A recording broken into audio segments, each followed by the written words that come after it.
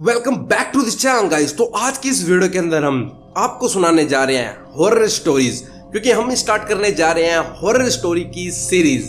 तो इस वीडियो करते हैं स्टार्ट।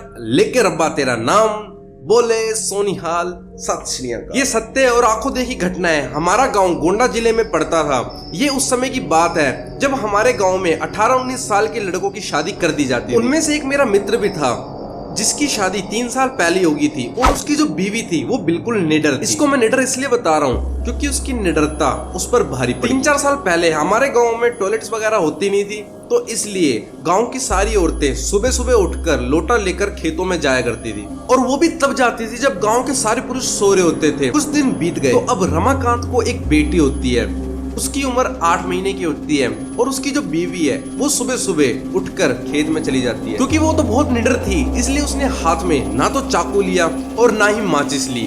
उस समय हमारे गांव में उन लड़कियों को या किसी भी औरतों को जिनके बच्चा पैदा होता था उनको अकेले बाहर नहीं जाने दिया जाता, और वो भी सुबह सुबह उनको अकेले तो कभी नहीं जाने दिया जाता था, क्योंकि जिनके बच्चा होता है उन औरतों पर बहुत जल्दी भूत प्रेतों का साया पड़ जाता है। ये हमारे गांव का मानना था। लेकिन वो अकेले गई थी, तभी उसको वहां पर एक बेल का पेड़ दिखाई देता है जिसपे एक चुड़ैल घूम रही होती है, और वो उसके साथ जाना नहीं चाहती थी, लेकिन फिर भी वो उसके साथ आ गई।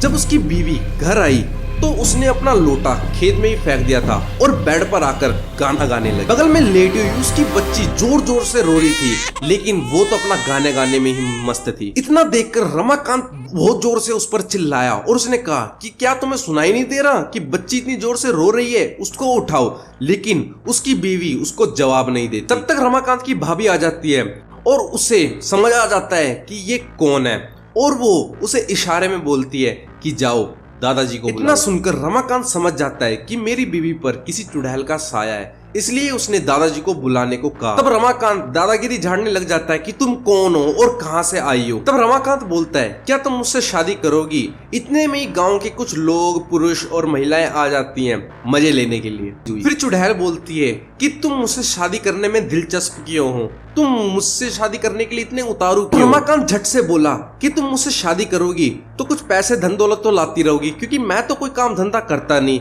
तभी चुड़ैल हंसकर बोलती है कि ऐसा कुछ नहीं है, हमारे में भी कोई ना कोई मुख्य होता है जो धन दौलत और पैसों की रखवाली करता है। तुम चाहो तो हमारी दुनिया में चलो, तब मैं तुम्हें सब कुछ दूंगी, क्योंकि अभी तुम जीवित हो तो अभी मैं तुम्हें कुछ नहीं दे सकती। रमाकांत समझ जाता है कि अब मेरे हाथ कुछ नहीं लगने वाला। तब उसने बोला कि ब्राह्मण परिवार में आते हुए तुम्हें डर नहीं लगा। नीचे बैठे सब लोग हंस रहे हैं। तभी दादाजी उठकर ऊपर आते हैं और उन सबको बोलते हैं कि तुम सब लोग यहाँ से हट जाओ और अपने अपने घर चले जाओ। में रमाकांत की बीवी भी पलंग से नीचे उतर जाती है और पल्लू कर लेती है, और चुड़ैल भी वापस चली जाती है।